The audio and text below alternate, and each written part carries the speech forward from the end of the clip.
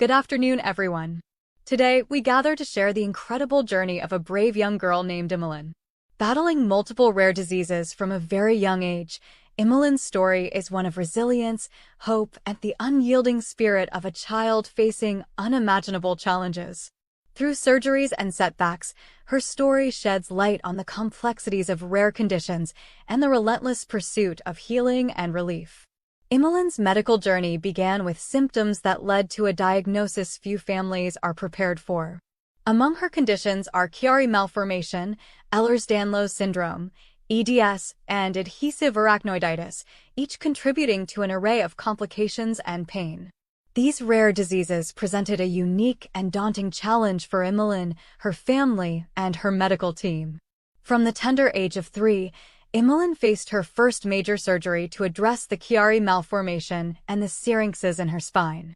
This was just the beginning of a long series of operations aimed at alleviating her symptoms and improving her quality of life. To date, Emmalyn has courageously undergone 54 surgeries on her brain and spine, each carrying risks, hopes, and the promise of a better tomorrow. Despite the best efforts of her dedicated medical team, Emmalyn's journey has been fraught with challenges. Complications such as chemical meningitis, severe headaches, and the development of a pseudomeningocele have tested her strength and resilience. Her battle is not just physical, it's a daily struggle against pain and the limitations it imposes on her young life. In 2019, Dr. Grant joined Emmalyn's fight against these relentless conditions. His expertise in neurosurgery brought new hope to her case, introducing innovative surgical approaches and personalized care. Under his guidance, Emmalyn has undergone critical surgeries, each meticulously planned to address the complexities of her multiple diagnoses. Emmalyn's story is a stark reminder of the impact rare diseases can have on individuals and their families. Her journey underscores the need for continued research, awareness, and support for those battling similar conditions. It highlights the importance of specialists like Dr. Grant, whose dedication and skill can change the course of a patient's life. As we share Emmalyn's story with you today, we are reminded of the power of hope, the strength of the human spirit, and the critical role of specialized medical care. Emmalyn's journey is far from over, but her smile, bravery, and resilience inspire all of us to keep fighting, keep hoping, and never give up. Thank you for taking the time to honor Emmalyn's journey with us. Please visit her website at emmalyns-journey.com. This video has been brought to you by the Arachnoiditis and Chronic Meningitis Collaborative Research Network at acmcrn.org.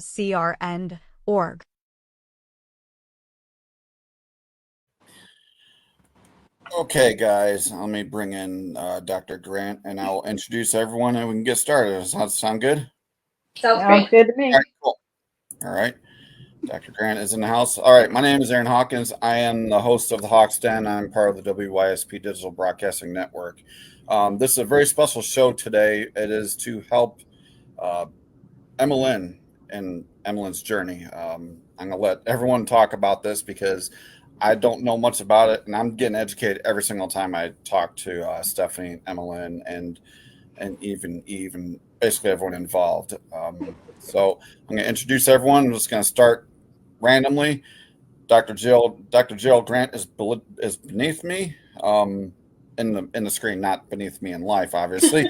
Eve Blackburn is right next to him, and Stephanie, and the little lady of honor, Emmalyn, is with her mother in North Carolina. There you go, guys. Bad intro. I'm sorry about that. I'm never good with intros, so. So we're going to start with you, Stephanie and Sadie. I mean, are we going to start there, or you want me to go? Go ahead. All right. Good evening. It's afternoon here. So, Dr. Grant, my name is Eve, and I'm here representing the Arachnoiditis and Chronic Meningitis Collaborative Research Network, or ACMCRN, or you can call me Eve to keep it simple. We're deeply grateful for your sharing some of your valuable time with us today. This conversation is essential not only for raising awareness about the conditions affecting Emmalyn, but also for enlightening those following Emmalyn's journey about the intricacies of her situation.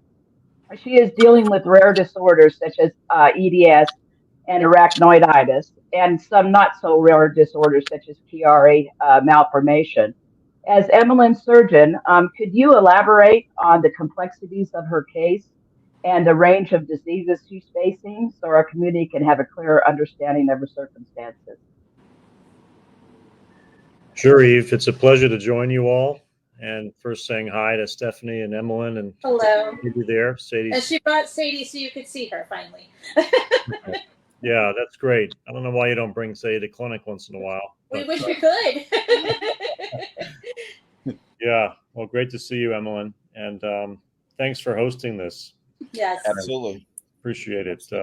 Absolutely. It's a special time always to honor the kids that we take care of and bravery that they go through in this journey. So, Emmalyn's one of the most complex kids I take care of, and it's not just me, it's a whole team of experts that are really trying to help day in and day out, to help improve her quality of life. And that's really the most important to me, is just that they can be a kid again and enjoy Sadie and, whatever she wants to do and with her life. And every kid has dreams and hopes, and, these diseases hold them back. And it's unfortunate that we feel inadequate, that we can't do anything more sometimes to help them. And it really is tough. One of the toughest things for us as surgeons, that surgery is not always the answer. And we have to think broadly about all these conditions that these kids face, which can be very complicated and intermingled, and how we think about them. We just don't understand them, unfortunately. Yes, that's very common with rare diseases, especially. And Emmalyn has some rare diseases that come together and create an unfortunate picture, like her EDS causes complications with her spinal fluid leaks and creating the pseudo, I don't want to butcher that word, pseudo meningocele. And the arachnoiditis, the scar tissue, causes spinal fluid blockage and pressure changes inside of her spinal canal. So what I wanted to ask you first is, how does EDS, or Ehlers-Danlos syndrome, affect the approach and outcomes of Emmalyn's surgery, such as the spinal fluid leaks? Well, Emmalyn's not alone. I mean, EDS is a condition that many of these kids face, and it is really challenging when you operate on a patient with EDS, because the tissues just don't heal normally. You can stitch them, you can put multi-layer closure, everything we can think of as surgeons to do the best we can, and it will still fail sometimes because the tissues just cannot tolerate, surgery and recovery from surgery and healing.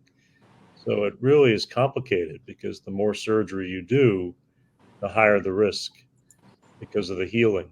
And EDS is a complex condition.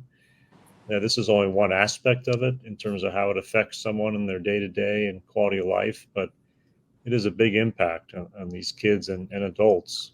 And I wish we knew more about how to reverse the condition and make the connective tissue stronger in a way that we could better deal with the treatments. Right. Yeah, I understand that. I personally have adhesive arachnoiditis, and I've had it for a number of years. And I also get spinal fluid leaks myself, and I also have high pressure. I kind of go between high and low, and it's always a challenge to try and keep that balance. And I know that this is the situation with Emmalyn. Could you talk about, I think her shunts is something of interest to me. I've never had one before. I know some people in our group have Tarlov cysts that they use the shunts to divert the spinal fluid. Could you talk about those? Yeah, I mean, sometimes we place shunts for many different reasons. They might be hydrocephalus, where the ventricles are large. That's the most common situation. With Emmalyn, it's a little bit different. She has a condition also called benign intracranial hypertension. So the pressure is high, but the ventricles don't really dilate. They don't get big. And it makes it even tougher to figure out, what she needs at times, because you can't use the imaging to help you. But Emmalyn's very dependent on that shunt. It really helps her symptoms, and we got to make sure that shunt's working. It also is critical for healing from surgery, because you can imagine if there's any pressure, those connective tissues will break down and she won't be able to heal. So that's been a real challenge for Emmalyn in particular, is that how to make sure everything's working okay to give her the best chance to heal from her surgeries. And you brought up, Eve, a really important issue with the arachnoiditis, and that's been another big concern, that the more you expose the spinal fluid to air, or whatever the reason is that sets up shop, everything just scars in.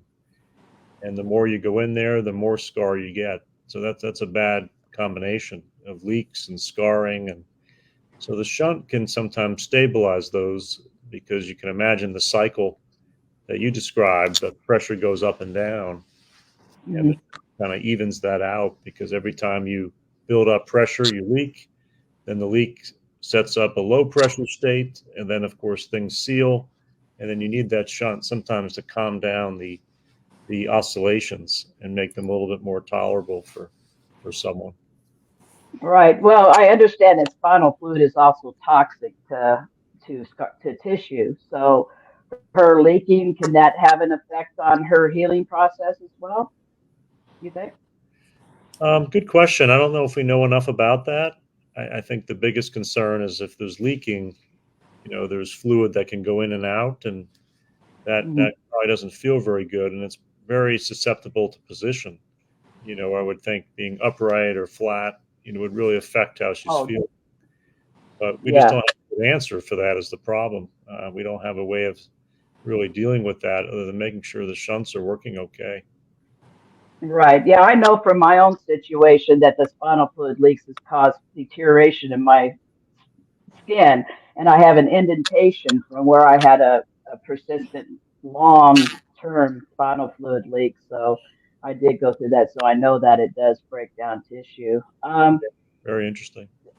Yeah, and arachnoiditis is kind of interesting, I would think, with Emmalyn, because it's an inflammatory spinal cord disease. So anytime that you go in to do a surgery, you have to keep that in mind, So I'm interested to know how you take these things into consideration when you're doing a surgery. And I know you've been her neurosurgeon since 2019, and you've done a number of surgeries on her, a number of them. Maybe you could talk about the challenges with that, her healing process. Yeah, I mean, it just really shows the bravery of Emmalyn, because she's been through so much, and amazingly, she just bounces back. But it's the journey is really fierce, and I think I remember those times after each of the surgeries, and you really feel bad to put her through that, hoping that at some point at the end of that tunnel she'll feel better. But it's a tall order, and the odds are against her. And we're always trying to think, is this the right thing? And you're right, surgery is an incredible inflammatory, sort of driver. And everything we do in there's so much cytokine release and trauma to those tissues that, at least in my opinion, we try to be a minimalist on the inside up against the spinal cord and the brainstem and all these really sensitive areas, because the more we manipulate those areas, probably the more scarring we'll get. So we're trying to think of ways to do what we have to do, but then get out and try to off, because again, the more we do and try to make things look perfect in there, unfortunately, we're going to pay for it later, and Emmalyn will pay for that 2 or 3 months down the road. So we're trying to think of her future here, every step we do. And I've only been part of her journey for really a short time in her life. She's had journeys way before me with challenges of others that help and manage her. And I'm sure everyone's trying their best to try to get her better. But it takes a while to get to know someone and kind of what her limits are with her tissues, her healing, and her drive, her ability to manage this and psychologically deal with this chronic disease is super difficult. Sadie helps, and her mom obviously makes a big difference in helping her cope with all this. Otherwise, there's no way she could do this on her own. No, she's really touched everyone's heart. Everybody that reads her story, Erin, is touched by this. Yeah. It's She's such a brave young girl, and to have gone through the amount of surgeries that she has had since the age of 3 to now is something like 54 spinal cord and brain surgeries and procedures done on her. So, and that kid, I've looked at so many pictures of him. I have them all memorized from her Facebook group now. And you look at him and you see that smiling face with things coming out of her head, and it's really just amazing. And I wonder about I didn't have to put this down as a question, and I've kind of gone off of the script here a little bit. But how do you, as a surgeon, I mean, I imagine that you have to kind of try and separate yourself from your feelings sometimes. Do you have a hard time?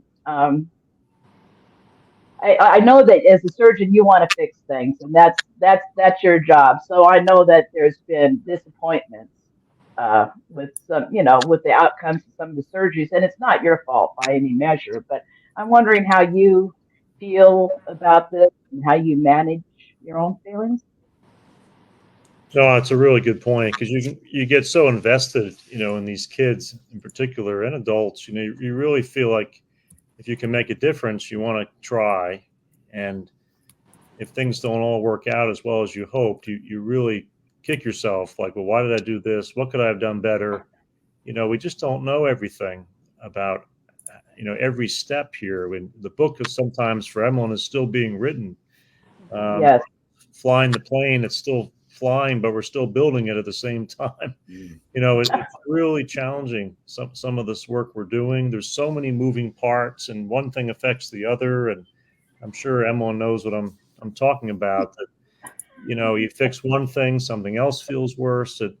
It's always this balance, and we understand that, and we emotionally get very invested in that, and we try to think about this objectively and try to use a very data-driven approach, as a surgeon, right? To Yes. pick the right door, because if we pick the wrong door, she could have so many more complications, and if that doesn't help her, she'll be much worse off than where we started. So we're always very worried and sensitive about that. Mm-hmm. Emmalyn loves hand sanitizer. Loves it. That's one of the best things that keeps her smiling, which it does.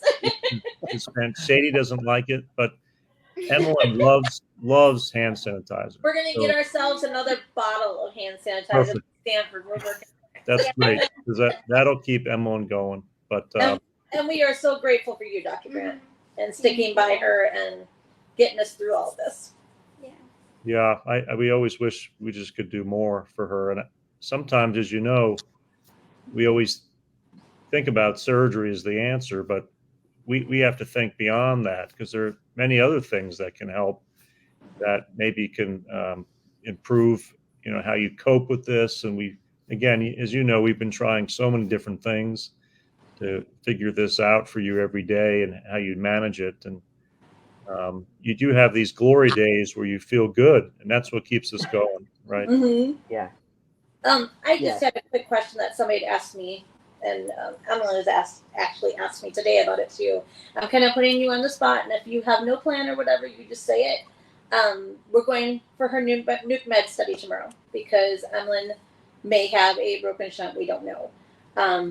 But we do have a little fluid there, as we talked, but shouldn't be causing the pain. So if her current shunt is working properly, are we thinking that, Emmalyn was kind of wondering, are we thinking that we may have to put a different valve to keep up with keeping that fluid out of there, or will we just stay with will the strata be enough to do what it needs to do? Yeah, no, I mean, it's a great question. I guess we always want to think about what are the next steps, but we can't do that till we see what this test shows. Right, exactly. No, exactly. And we have to measure pressures. We have to see how things are working. Right. The valve is programmable. We can adjust that. Right. It's probably not worth getting into too specifics here. No, right. We're just. It's you're right. One thing affects the other here, and but there's a risk of also overdraining of a shunt in general. Of course. Because things can collapse in and block. So we always have to think about what if, and okay, you fix this issue, how is that going to affect long term? Right. So there's just so much to consider with Emmalyn. It's just unfortunately not so straightforward. And we appreciate that you do take the time to think it through and figure out what's best. What is she doing? Yeah. Yes. Well, thank you for being there for the patients like Emmalyn and myself. Rare diseases. I mean, this is the thing that I'm really happy about today that you're here for is that the more attention that we bring to rare diseases, the better chance we have of finding some cures for them. I know with our nonprofit, AI has made a big difference for us, and we just started our own patient registry for arachnoiditis, which is fabulous, and so hopefully, more doctors will come out and speak like you are, so it brings some hope for people like us that oftentimes don't have a lot of hope, and we're like Emmalyn, we have our pets to love on, and we have our good days that keep us going, and we hope to have more good days. And so I did want to ask you, Stephanie came up with an idea for Emmalyn to go to a holistic treatment center. I'm kind of curious about you agreed with this approach, about your reasons on this and like what you would like to see come out of this treatment center. Some tools for her to, help deal with the pain, or like you say, got to think outside the box. But what are your thoughts? Well, we tried so many different things, medically, surgically, and they have temporary improvement, but they're not sustained. And obviously there's a big risk, like we talked about with each intervention. But when you don't see sustainable benefit, obviously, as you mentioned before, Eve, the more you do and the more scarring and the more risk for healing of EDS. So we felt like maybe it's worth backing up and just thinking about, very much like I thought about the soldiers when I was in the military, in the Air Force. There's a lot more going on in the mind, body, and trying to think through this and see if we can help her adapt to these chronic symptoms.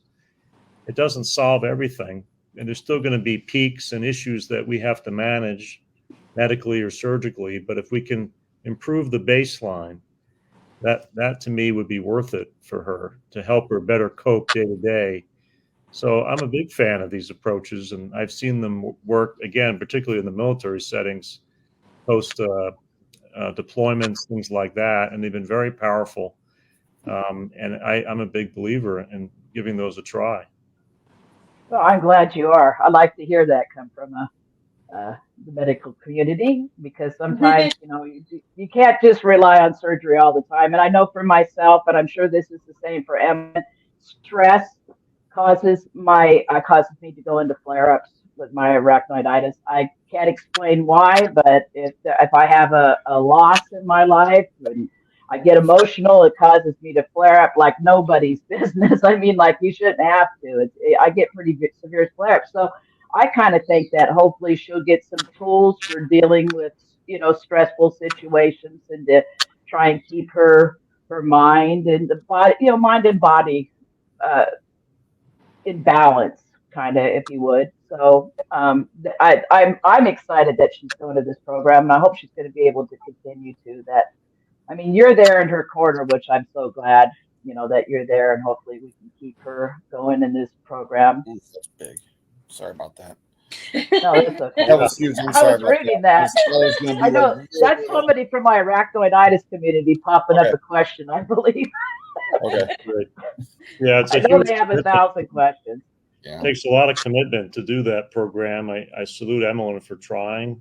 I think it's very easy to kind of focus on the things that we've been dealing with all along, but this is a whole reframing and kind of how we manage it. I'm as Emmalyn and Stephanie know, I'm really trying not to meddle during this session to really give her a chance to let this work. I mean, you have to be 100% committed for those programs. If you're half in or half out, unfortunately, it's not enough to make a difference. I've seen that before. Yeah, I have to agree with that. She's giving it her all. She's doing everything she can, and and we have talked with Dr. Pascal, and if it did come to the point that the shunt was broken or something that had to be done, he was very informative, and he said, then we take a week break or what you need. He said, and as soon as you roll out of that hospital, you'll be in my office. He goes, and we'll get back to work. Yeah, that's a good attitude. Yeah, that's exactly what he said. He goes, we can pause for whatever needs to be done to get her to a better place. He goes, and when we get out there, then you're going to come right back and we're going to go back to it. Mm-hmm. And I said, that sounds great. Yeah. Good for you, Emmalyn. Yeah. Yeah, that's awesome. Are there any good questions out there, Aaron, that we can ask the good doctor? There is that one paragraph that I accidentally covered half the screen with. There wasn't really a question in there. It was just more of a big comment. And I would butcher it, so I'm... No, that's okay. I would absolutely butcher all the words in it. Enough to, totally. I saw enough to figure. Well, it's incredible the power these days of social media. I mean, I've been so impressed with the ability for families to connect with one another. Definitely. You know, we didn't have that before, and that has opened up the door. Obviously, it's also been a challenge because some people, you know, have so many more or less issues. It's hard for them to sort of appreciate the big sort of picture. But I think they're still worth it. The social media, just ability to connect with people is so important. And if I can give any message, you know, just don't give up. Yeah. Mm-hmm. Yeah, that's a great message. He's been one of Emmalyn's best cheerleaders, I have to say. Dr. Grant is right by our side every step of the way. And I know he probably gets frustrated sometimes with me when I'm over the top and and all that, but he never shows it. He always knows how to put us at ease and let us know where we're at and try to talk us through what we're doing. Yeah. He's cut from good stock. He's a veteran like me. I'm a dual veteran, Navy and Army myself, so I know. Good for you. Yeah. Thank you. Yeah. Thank you. Thank you for your service, sir. I do have a question. It might be kind of basic though. Like with everything that Emmalyn is going through, is there like a light at the end of the tunnel? Is there like an end game? Like, will she ever be out of pain, like 0 or 1, or like, is there a cure for this? I wish there was. We don't know yet how to get her down to that kind of pain level. You know, we're with Emmalyn, it's kind of just getting to an 8 would be a dream. It would be a tremendous thing. It's a tall order, Aaron. It's a great question. I sure hope we get to that point, not just with Emmalyn, but for other patients with chronic pain and from various causes that we have to manage that are so challenging. I can't imagine what they go through every day with this sort of baseline high level of pain. So that's why we have to think about other coping mechanisms. Man, that's unfortunate. Yeah, I mean, for sure. Jeez, I mean, I remember Stephanie told me, it was probably on one of the shows that we've done in the past, or maybe in a chat, and she told me the pain level that Emmalyn is at is compared to an adult having a migraine times it by 6, if I'm not mistaken. Yeah, and like I'm blown away by that. I can't even handle one migraine. I can't handle one migraine, let alone 6. So that's wow. Yeah. Here's an actual question I'm gonna pop up on the screen for you guys. What helps Emmalyn cope with the pain? That's for you. I don't know. Definitely my dog. Yeah. And she helps the most. I think making slime and distraction. Distraction helps. Distraction. Yeah, it really does. Like if she gets into her slime making modes or baking, or it kind of helps to ease that some. Yeah. She learned that a lot from, different distraction things we've learned to kind of distract her from what's going on. Yeah. Yeah, I was going to look into virtual reality headsets. Have you tried She that? has. I understand that actually. She Yeah. has. She uses it a lot. Mm-hmm. Yep. Well, that's great. That's Yeah. going to be my next thing. Yes. Yes. Thank Aw, you so much. yes. I know that I know he has another call to get to and stuff, and I really, really appreciate you for coming in today, Dr. Grant, and explaining more of Emmalyn's stuff You and bet. she's diagnoses and Yes. stuff she's going on. Because we always get asked a lot of questions, and a lot of people just don't understand. And for you to come here and explain it means so much to all the people that are going through this.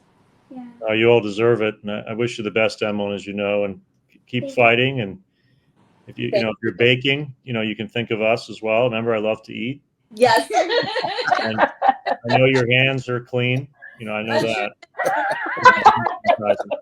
I'm sure the next time we're coming, you'll probably get an insomnia cookie cake and some Smarties and all the good stuff we usually bring. Good. They actually got apple pie this morning downstairs inside the pantry right now. Well, you hang in there. Best wishes. Okay. Thank you Well, so thanks for being on her team, appreciate Dr. it. Grant, and answering Good all evening, these Karen. questions. Thank you Thank very you, much. Doctor. Take care. Take care, All right, Doctor. bye-bye. Bye. Bye now.